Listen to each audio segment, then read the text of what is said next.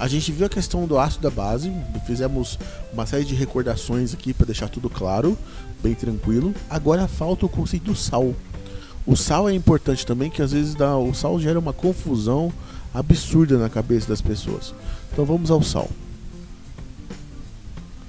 A função sal, apenas para a gente relembrar, é toda vez que o cátion ele não é o H+, e o ânion não é um OH-, e não necessariamente precisa ser um composto binário. Ele pode ter mais de 2 elementos. Por quê? Compostos binários, onde o cátion não é OH+, o ânion não é OH-, e o ânion obrigatoriamente é o oxigênio, é um óxido. Então, para evitar a confusão com o óxido, o sal ele pode ter mais de 2 substâncias, não precisa o ânion ser o oxigênio, e também não precisa que o cátion nem o ânion sejam H+, e OH-, respectivamente. Então, vamos pegar o caso do sal mais manjado de todos, que é o NaCl. O NaCl é um composto iônico.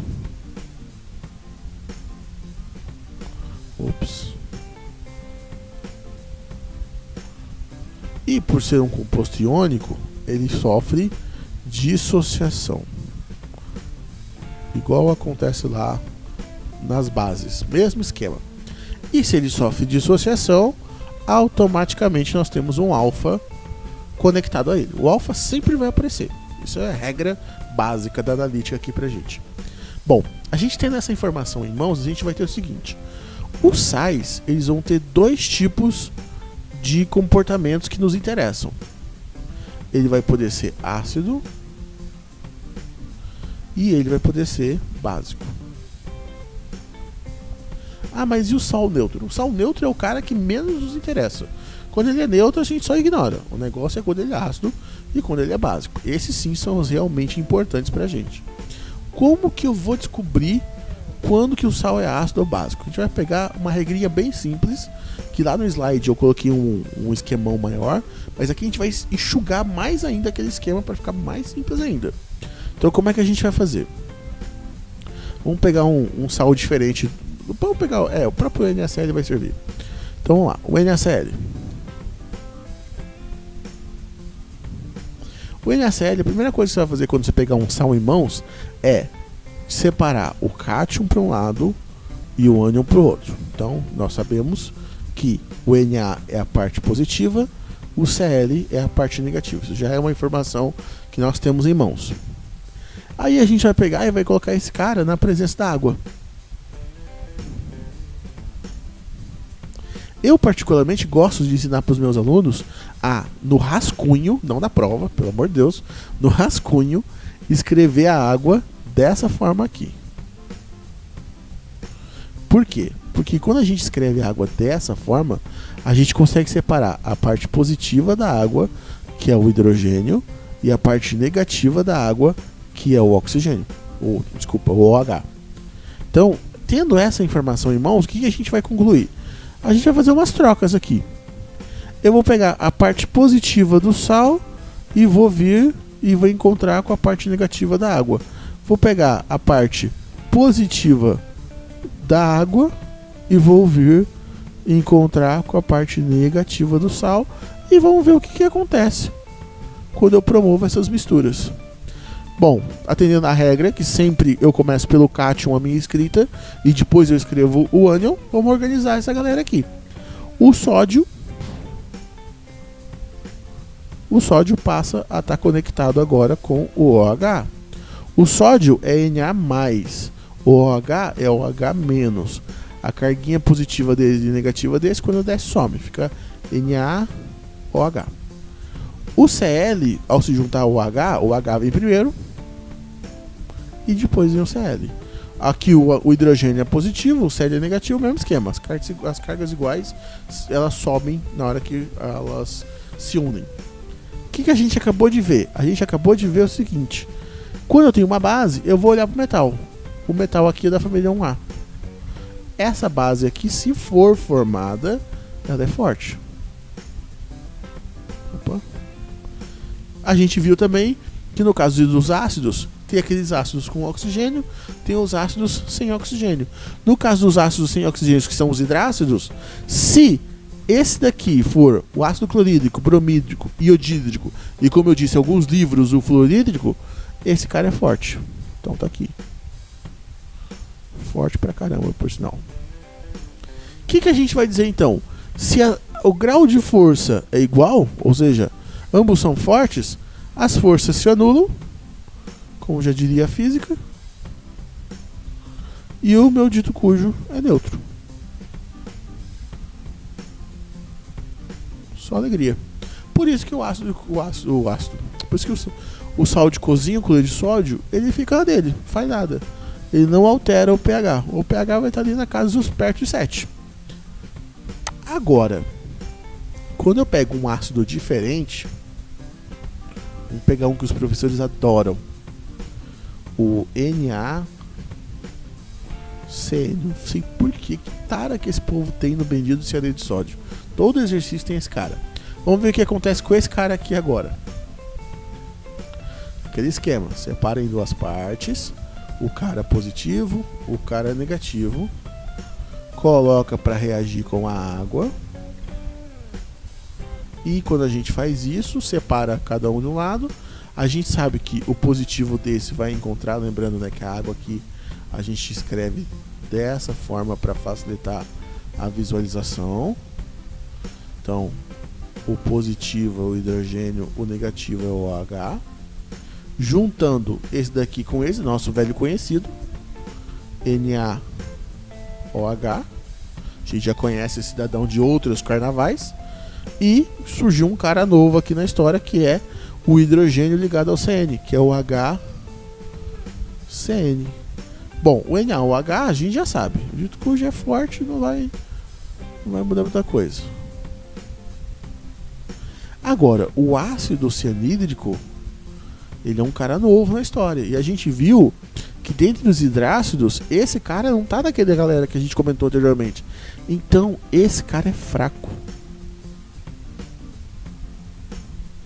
O que vai acontecer? Aqui não tem mais uma neutralidade de forças. Alguém ganhou nessa história. Quem ganhou foi a base. Então, significa que na hora que eu coloco isso aqui no meio de aquoso e eu vou medir com um pHmetro, ele altera o pH deixando o pH básico.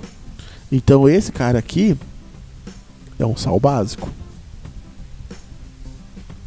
Mas como é que eu vou fazer para mostrar isso na minha prova sem ser essa forma mais simplificada? Eu preciso de uma coisa muito mais eficiente, muito mais detalhada para o professor olhar e aceitar o que eu tenho para fazer. Então a gente vai mostrar da seguinte forma. Opa! A primeira reação a gente vai manter, só vamos dar um tapinha nela para ela ficar mais bonitona. Então a primeira reação é a reação de dissociação. Então a primeira reação é a reação do NaCN mais a água sofrendo a dissociação e ficando Na mais CN menos, ambos aquosos, cada um pro seu lado. E aí o que a gente viu no nosso rascunhozinho ali que a gente fez? Que o ácido cianídrico que foi formado aqui, que veio do cianeto, ele é fraco. Então esse cara aqui é basicamente esse daqui. Então a gente vai usar essa informação agora. A segunda parte da história é a hidrólise. Porque, ó, basicamente quando eu pego isso aqui e faço reagir com a água, eu estou combinando numa única reação, na verdade duas. Eu fiz vamos dizer assim, então uma mexida ali, forcei o negócio a acontecer dessa forma. Mas na verdade ele ocorre em duas etapas. Então esse cianeto que estava aqui, ele vai continuar a história, ele continua. Então o cara que a gente aqui dá o nome de íon fraco, porque ele aqui origina alguém fraco aqui na história, meu íon fraco é o que vai continuar. Então na hidrólise o que eu vou ter? O cianeto reage com a água, que nós já vimos o que acontece. Ao reagir com a água, essa reação aqui estabelece um equilíbrio químico. Então você tem que colocar as duas setinhas aqui para ficar coerente. Então o cianeto, ao reagir com a água, o que vai acontecer? Uma das coisas que forma é o HCN, nós já vimos ali. Pô, mas se forma HCN, o que aconteceu com o H? Porque ó, ele veio aqui, pegou o hidrogênio e deixou o H. O H vai ficar no meio. E, como nós já sabemos, quando a gente tem hidroxila no meio, o meio é básico. Então aqui eu estou provando, de uma forma muito mais eficiente e correta, que o sal ali que eu peguei realmente gera um meio básico. Então é uma forma mais eficiente de a gente fazer isso. Só que aqui a gente aproveita a discussão e vê o seguinte, ó. Se esse cidadão aqui, ao fazer isso, gera um equilíbrio, uma das coisas que o povo da analítica mais gosta é gerar constante. Eles adoram fazer isso. Então vamos usar esse raciocínio deles. Se gera um equilíbrio, vamos gerar uma constante, pô. Qual que é a regra das constantes? Produto sobre reagente. Isso aí você vai usar o resto da vida em analítica, isso. Então, concentração de OH- vezes concentração do HCN dividido pela concentração do cianeto menos. Pô, tá, eu tenho uma constante, preciso dar um nome para essa constante. Pô, mas essa constante tá falando do quê? Ela tá falando de hidrólise. Então essa constante vai ser chamada de constante de hidrólise, que é justamente aquela lá. Só que uma constante de hidrólise, ela tem um problema. Ela não está em nenhuma tabela, você não vai conseguir achar lá o valor da constante de hidrólise do cianeto de sódio. Você não encontra esse valor em lugar nenhum. Por quê? Porque a constante de hidrólise ela tem que ser obtida da seguinte forma. Você vai usar o Kw e dividir pelo Ka vezes o Kb. Então vamos fazer aqui uma lembrança rápida.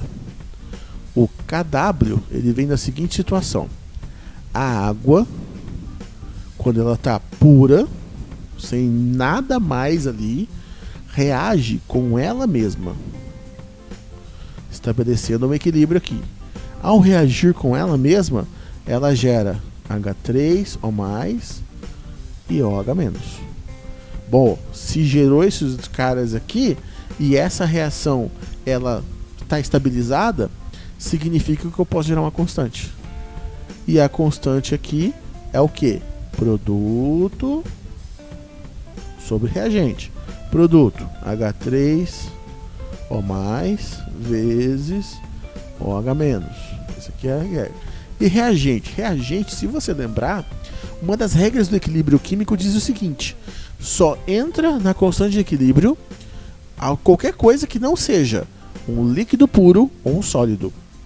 Líquidos puros ou sólidos têm constante de atividade muito baixa, que é basicamente dizer que eles praticamente não interferem nas concentrações. As concentrações deles praticamente não se alteram. Por isso que eles não participam da constante de equilíbrio.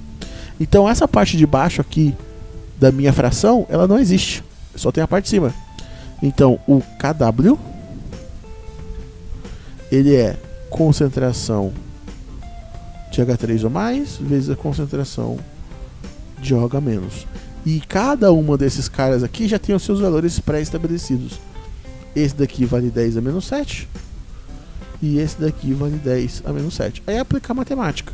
Se cada um deles vale 10 a menos 7, esse daqui sempre vai valer 10 a menos 14. Então o Kw nós já sabemos, ele vale 10 a menos 14. Falta saber esses dois aqui, mas para esses dois tem tabela. Você vai dar uma tabela, fulano e tal. Aí vem a outra pergunta, mas qual que eu uso? K ou Kb? Vai depender da situação. No nosso caso aqui a gente gerou o ácido, então eu não preciso do Kb. O Kb eu jogo fora. Se eu tivesse gerado uma base, eu não precisaria do Ka. O Ka eu jogaria fora. Se eu tivesse gerado os dois, eu usava os dois. Então essa é a vantagem dessa fórmula. Ela é meio que multiuso aqui. Ela nos ajuda nesse sentido.